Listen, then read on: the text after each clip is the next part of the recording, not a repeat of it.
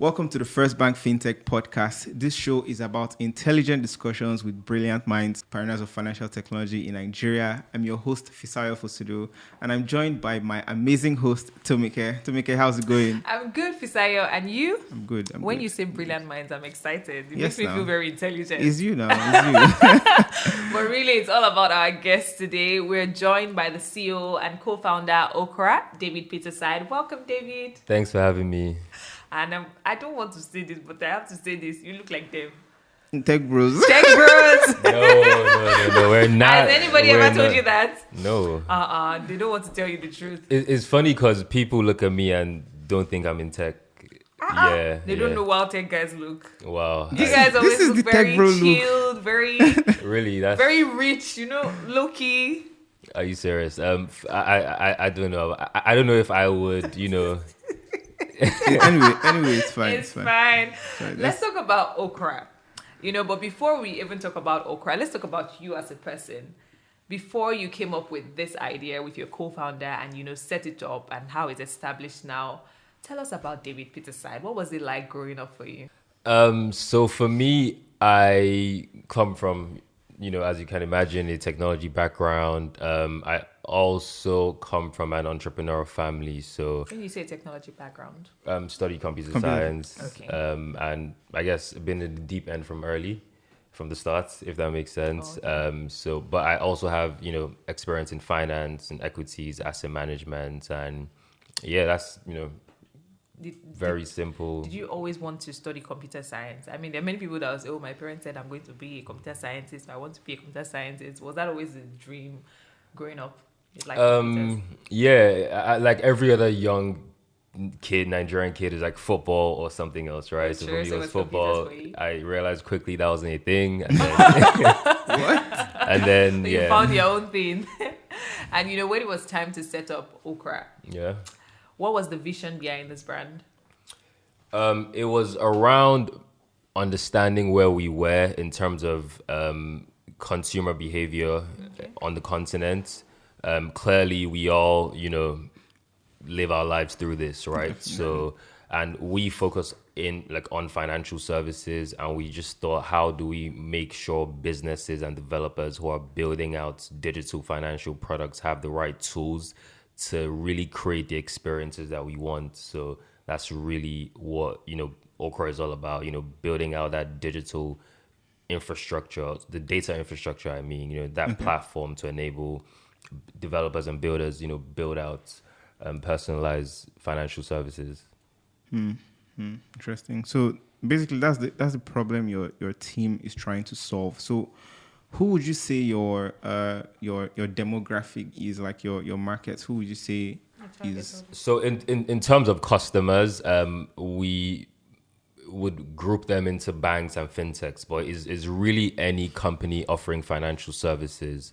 So whether you're a bank or you're a fintech, the reality is that everyone knows that they have to offer these services through their phones. The way to expand is not through opening up new branches anymore. So even the big banks, with, the largest market cap, are realizing that, they wouldn't have a business in 5 to 10 years from now if they don't truly scale digitally.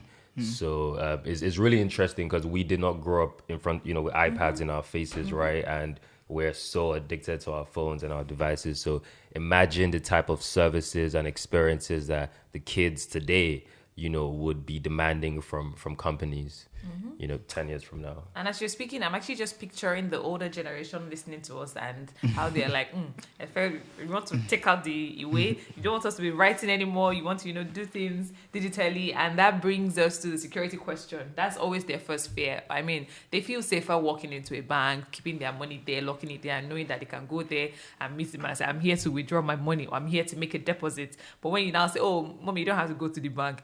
Oh, me. Yeah, right. I can't see the money. Yeah. Security wise, how secure would you say it is, when things have moved from, a safe house to the digital space? That's a really good question. I feel like, the first thing we have to all admit is that as consumers, as human beings, we drive the markets and we vote with, our cash, our attention. and it's pretty obvious that convenience trumps everything fundamentally, right? Sure. So we clearly want these services. And the truth is, if you look at the data, leveraging technology is a lot safer than, doing things manually in at every skill you look at it. So that's just sort of a fact. And, people thinking having, keeping your money physically or doing stuff physically or manually is safer is just a fallacy, is actually factually just incorrect. So. And, I just want to pick up on the convenience aspect. As you were speaking about convenience, a story just popped up in my head. So before I traveled, I was always the one buying airtime for my mom because it was easier, it was faster. Initially, it was the security guy at the gate that would be selling airtime and all of that. Oh, Musa, bring so and so, bring so and so. And then, obviously, when things went digital, I began to, save at the stress of calling Musa. Or Musa is not around, you don't have airtime. But then I traveled, and I was always telling her, I'm like, Mommy, you can do this thing. You have the application on your phone. Yeah. Just dial, me fair. I don't want. She was always like, no, let's just leave the money in the bank there. I don't want to have to do this. I don't know why. Maybe because I don't even know why. But then I traveled and I couldn't do it. And one day she called me and said, Mama, I've done it myself. So I'm like, at the end of the day, when you realize how convenient it is, you become more open to the idea of, moving to the digital space, because really things are changing, technology is advancing, and so I totally agree with you on that convenience aspect. Yeah, I think it's just the way everything builds up in the future. Like, we had the past. There were times when, even in normal banking, there were times when we did not get our, maybe alerts immediately. There were times when, we had to do a lot more fraud as well. People don't talk about that. Yeah.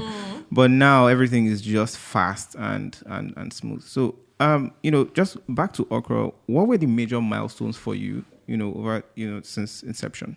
What were the major milestones for you? Good question. So for us, beyond revenue, like every other company, it's, for us, it's really about making sure we have the right tools to enable, again, fintechs and banks to meet the demands of their customers in terms of experience, in terms of quality of service. So that's really how we find metrics to sort of measure how well we're doing that. But fundamentally, that's what the mission and the goal is. So what metrics, if you don't mind sharing? I'm not sure if I want to do that. It's general business metrics, like Sure. But it's. We're a private company. We don't necessarily. I saw that coming. Okay. Let's talk about open banking. Sure. What does open banking mean to you? The most important thing about open banking, not just to me, to everyone else, is really the fact that consumers, have control and power over their own information, and they have the ability to permission this information to any third-party service of their choice. So that's the fundamental premise of open banking, right? Is, informed consent, giving the user control over their information. So we've seen this happen in, globally, where because this law, has been passed, so like the GDPR in Europe, for example, companies, can essentially now build solutions around this, with informed consent in mind. So that's essentially what we've done. So I think the most important part about open banking, and then when you think about, the opportunities it creates, it essentially now allows any business to essentially become a fintech in sort of like 5 minutes, right? With just one integration, you have the ability and you have access to all the tools you need to, create the solutions you want. Very interesting. I like that. I like that take. Let's take a segue and look at financial inclusion now. Where we are, Nigeria. The solution you're building is for hopefully more than Nigeria, maybe Africa, and beyond. Definitely. So we kind of have a struggle with financial inclusion. First of all, we have the smartphone penetration rate, which is low.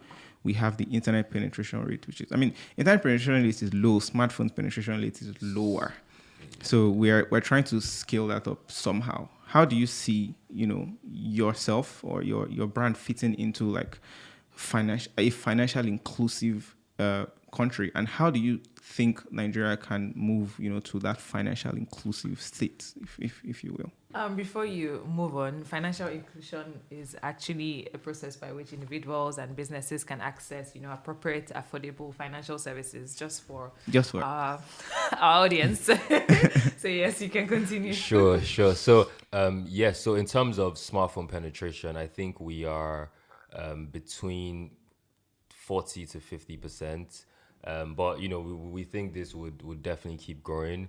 And, this is because we're seeing digital natives, like everyone, human beings are wired for convenience. So we think it's going to just keep rapidly growing as far as the macroeconomic factors don't, Yeah. Yeah, and then, the fact that population is even rising, I hope we're even able to keep up with that percentage, because, again, the percentage is a portion of a total. Yeah. And if the total keeps rising, we don't want to have because total is rising, right? Total is rising. Yeah. But I think, if you look at the kids, growing up today, they're growing up in front of screens, in front of iPads. So, I think we didn't grow up in front of screens necessarily and see how addicted we are to our devices. So I think they would even, demand more technology immersive ways to live their lives.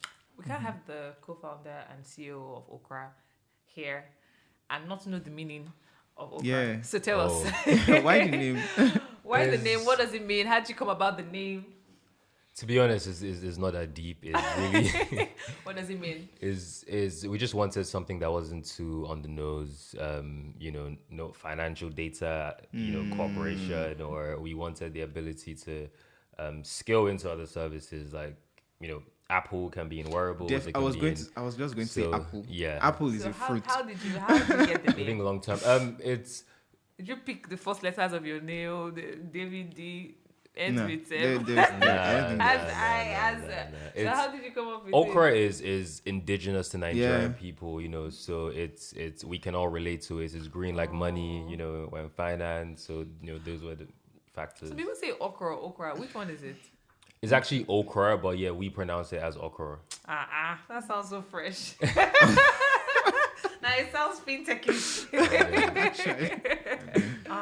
In a nutshell, I would actually like you to clarify. When I say clarify, I mean you in the fintech space. There are things that you see from the level where you are, and the general public, people like Fisayo and I, let's just put ourselves in that bracket. There are things that we assume, but maybe myths or whatever it is, and we don't have facts and figures. So what are some of those things that you would like to just clarify here on the show? I mean, people that are listening or watching right now, the fact that you are here, just know this is this is not this is this. Do you have things like that you would like to clarify today? Wow, there's probably a lot, because I just see a lot of I can imagine. BS everywhere You see on a lot the internet, online and it's like, but it's no, bro, it's not like that. I guess one thing to mention is people always ask questions like, are you guys regulated? And who regulates you? And yes, we are regulated. I spoke about the GDPR earlier. I think we should commend the regulators for this particular in this particular sector, because they've been, I would say they were ahead of the curve in terms of bringing out the NDPR, and making sure that is enforced, because in most countries in Africa they don't have that. They believe in consumer ownership of their data, but they don't necessarily have anything written on paper. So I think that has allowed us to really move fast in sort of this open finance space, because the laws are clear, and we're essentially just I guess leveraging that to move really quickly. Any other thing? No, okay. Any other thing you want to clarify? Okay. Nothing that comes to mind. Interesting. So if we look at being one of the person or one of the people who are enabling the financially included, become better, get better services, what would you define success as? That's a great question. So I would define success as it's hard to sort of maybe give one blanket statement. because of what success is, we but- are building this this company for over agree. 2030. Hopefully it outlives us. You Yes. understand? So we don't feel like, we get to this stage and then, we're successful. done. No, We're done. there's No, always yeah. going to be, Yeah. stuff to do. There are always going to be ways to make things better. That's how we got here, right? We went from the first industrial revolution, we're all with farms and, and then, we kept on pushing. So we think it's very important to, have that mentality. That's what grows, society and allows everyone to progress. See how quick we got the vaccine, it's because of, the access to technology we have today. Thank you very much, David. It's been a pleasure having you as our guest. I do hope Fisayo learned a lot. I did. I did actually. I did learn. I did as and there's some well. things I'm going to even research after this. So Things like Awesome. what, Fisayo?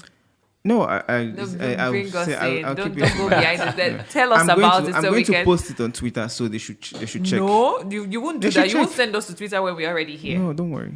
Okay. Don't worry about it. Fisayo, 1-0.